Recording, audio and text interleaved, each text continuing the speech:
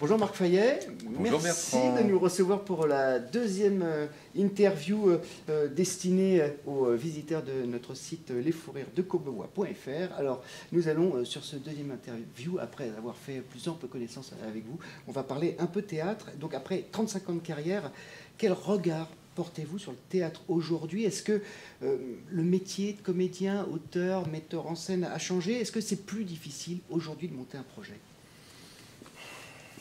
Une très très bonne question, très vaste, bien entendu. Le théâtre évolue, c'est certain. Ouais. Le théâtre évolue.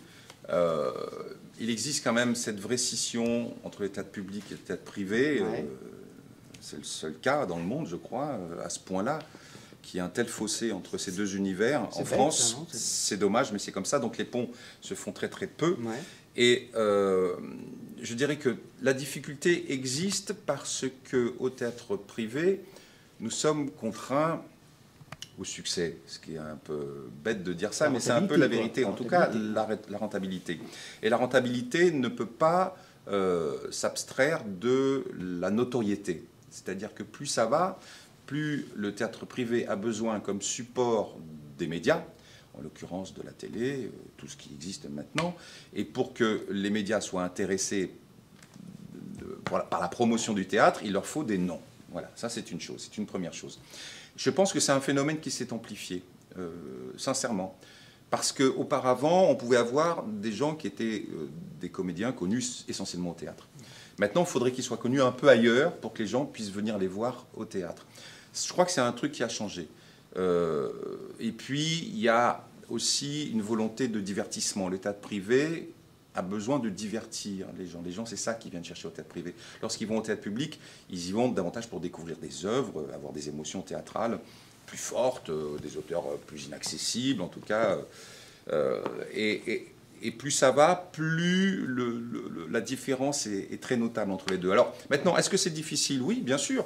Je dirais qu'à une époque, effectivement, 35 ans de carrière, on peut dire, en tout cas, tout le parcours que j'ai pu faire avec José Paul, Gérard Loussine, lorsqu'on montait nos premiers spectacles, nous n'étions pas des noms. Mais les directeurs de théâtre étaient intéressés par notre projet. Et puis, au fur et à mesure, on s'est un peu installé, mais sans être des vedettes, des stars, je dirais. Mais l'esprit qui était le nôtre suffisait. Aujourd'hui, c'est presque plus le cas. C'est-à-dire que c'est de plus en plus difficile. Il y a quand même des cas particuliers, il faut les citer. Le travail que fait Alexis Michalik, par exemple, ou Sébastien Azopardi, jeune génération de 35 ans.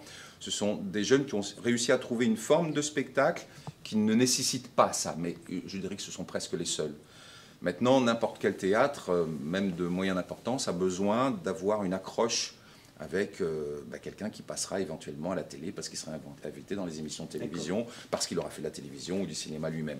Donc voilà, c'est en ça que c'est un peu plus compliqué, mais c'est toujours possible. Et je crois que pour les jeunes générations, je reprends l'exemple de Sébastien Azopardi et Alexis Michalik, c'est très encourageant parce qu'ils ont généré vraiment un public très curieux, très fidèle, peut-être ce que nous représentions nous à notre époque. Nous n'avons plus cet âge-là, hein, nous sommes d'une autre génération avec José. On arrive encore à le monter, mais j'avouerai que c'est un peu plus difficile pour convaincre les directeurs de théâtre, qui pourtant nous connaissent tous, qui pourtant nous continuent à nous donner des Molières parfois, mais sur la production, avant de se décider pour monter un projet, c'est un peu plus compliqué, mais c'est tout ce que je peux dire pour l'instant. Je ne dis pas que c'est moins bien ou que c'est mieux, c'est comme ça, on fait avec et puis on s'adapte. C'est vrai qu'Azopardi et Michalik, ils se sont fait connaître aussi par leur écriture. Très belle écriture, très particulière. C'est peut-être bien sûr, absolument. Absolument, et puis par un esprit aussi. Ouais. Par un esprit. Alors, on ne peut pas avoir une conversation théâtrale sans parler du public. Il y a de nombreux directeurs de théâtre qui se plaignent de la baisse de fréquentation. On dit que c'est la faute à la vague d'attentats qu'on a connue ces derniers temps. Est-ce que c'est vraiment la seule raison? Ce n'est pas la seule raison. Elle est importante, elle existe, hein, parce que bien souvent, il suffit de parler avec les restaurateurs qui sont près des théâtres, qui souffrent de la même manière. Donc la restauration souffre aussi, les gens sortent moins. Mais au-delà de ça, je crois que le théâtre aussi, et en ça, je pense que Stéphane Meldeg, qui dirigeait le Théâtre La Bruyère pendant très longtemps, était assez visionnaire. Déjà, il y a une dizaine d'années, il m'a dit « Mais Paris va devenir un second Festival d'Avignon. Et ça ressemble un peu à ça, c'est-à-dire que maintenant, les salles de théâtre proposent 2, voire 3 spectacles par jour, et puis des spectacles qui se jouent le dimanche, et puis des spectacles qui se jouent le lundi. Donc une sorte de recherche de rentabilité pour que ça tourne, pour qu'il y ait un maximum de spectacles. Mais le public, il ne peut pas augmenter. C'est-à-dire que si l'offre a doublé, le public, lui, n'a pas doublé. C'est ça qui fait aussi que c'est difficile de remplir les salles maintenant. Tous les théâtres ont du mal à remplir les salles, d'où leur besoin de dire oui, mais il nous faut des noms pour être sûr que les gens vont venir. Ce qui n'est pas la garantie absolue, on le sait bien, il y a des exemples et il y en aura d'autres. Mais je dirais que tout ça conjugué, problème de peur de sortir, ouais, mais aussi multiplicité des spectacles et des salles aussi. Beaucoup de salles se sont ouvertes. Et ben, le public ne peut pas se dédoubler lui-même. Et quand on voit des spectacles avec carré d'or, 60 €, les salles sont pleines, on se dit les gens peut-être préfèrent voir un spectacle très cher plutôt que 5 spectacles. Oui. Il y a ça. Oui, je pense que ça joue pas mal. 60, 70, 75 € parfois. C'est affolant. C'est affolant, mais quand les gens ont envie de voir cette pièce-là, ils payent. C'est ça. Voilà. En fait, c'est pas dissuasif sur l'événement, mais peut-être que à une époque où ces gens-là pouvaient éventuellement aller voir 3 ou 4 spectacles dans l'année, ben, ils n'en verront plus que 1 ou 2. Ça aussi, ça enlève une somme de public importante. Voilà, ouais, tout à fait. Alors, j'ai vu, pour préparer cet entretien, quelque chose qui m'a tellement étonné que je me demande si c'est vrai. Donc là, je vous le dis en direct. Est-ce que c'est vrai que vous avez mis en scène en 2012 la pièce de Pierre Desproges, La seule certitude que j'ai, c'est d'être dans le doute? Et vous l'avez mise à la Comédie Française, c'est vrai? Oui. Alors en fait, c'est pas une pièce, c'était un spectacle, ouais, c'était un recueil de textes, ouais, que nous avions concocté avec Christian Gonon, qui est sociétaire à la Comédie Française, qui est un très très vieil ami. Ouais. Alors, historiquement, nous avions fait l'école de la rue Blanche, l'ENSAT, ensemble. Donc, ouais, voilà, c'est aussi le comédien avec qui je me suis lié lorsque je suis arrivé à Paris en quittant le Conservatoire de Marseille. Donc, on avait gardé cette amitié très très forte. Et puis, nos parcours se sont un peu séparés. Lui s'est retrouvé dans le théâtre public, et puis finalement à la Comédie Française, moi dans le café-théâtre, et puis finalement dans les théâtres privés. Mais notre amitié a toujours été aussi forte et indéfectible. Et on avait toujours eu la même admiration pour Pierre Desproges, jusqu'au jour où il a proposé à l'administrateur de l'époque, qui était Marcel Besonnet, de faire un spectacle comme ça d'1 heure sur Desproges. Comme il peut arriver à la Comédie Française d'avoir des cartes blanches, des choses comme ça pour les comédiens. Ouais. Et c'est là qu'il a fait appel à moi, et que nous avons monté ce spectacle-là, qui était un recueil de textes, bien souvent pas des textes de scène, d'ailleurs jamais, ce sont que des textes ou des chroniques radio, ou des textes uniquement littéraires qui étaient écrits. Et ce spectacle, je l'ai mis en scène, commis en scène avec Alain Langlais, qui est également sociétaire à la Comédie Française.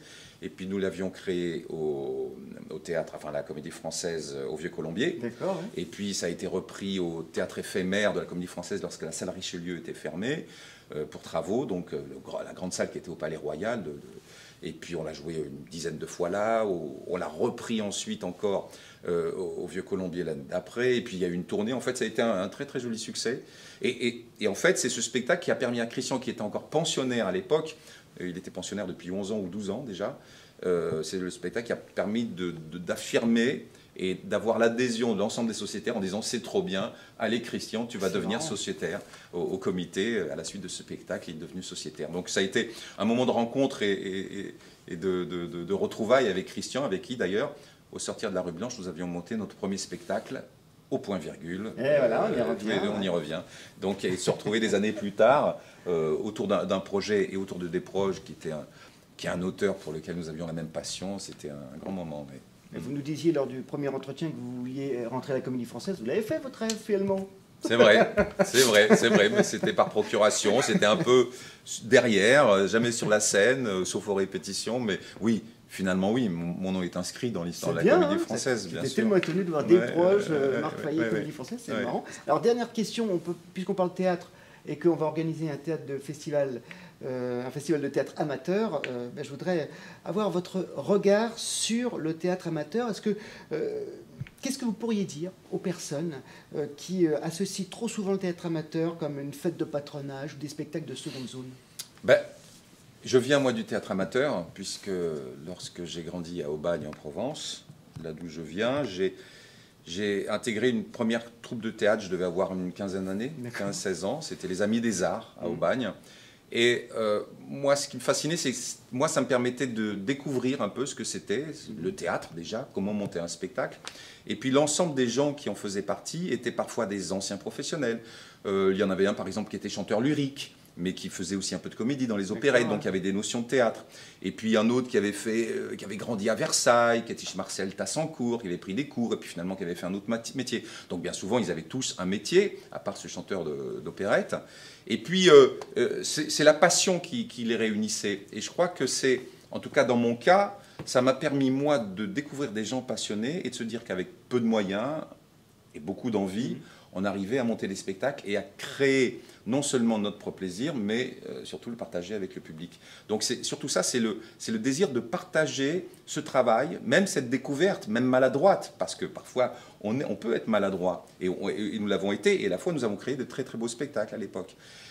Après les Amis des Arts, j'ai fait une autre troupe à Marseille qui s'appelait la troupe des artisans, aussi, une vieille troupe historique, créée au sein des postes de télécommunications, mais qui avait une véritable histoire, où là j'avais encore accès à des gens qui avaient plus d'ambition, qui écrivaient leurs textes. Il y avait un texte surréaliste qu'on avait joué.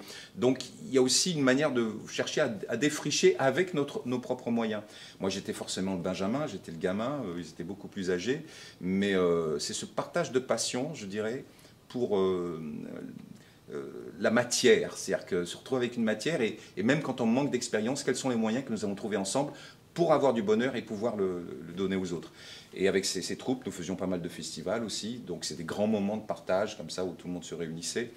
Donc le message que j'ai à faire passer, c'est que moi c'est de là que je viens aussi, donc quand on a envie de continuer, d'ailleurs ils m'ont tous suivi après par la suite, ils en étaient très fiers forcément, parce que je crois que j'étais le seul historiquement dans ces troupes-là qui ait fait une véritable carrière.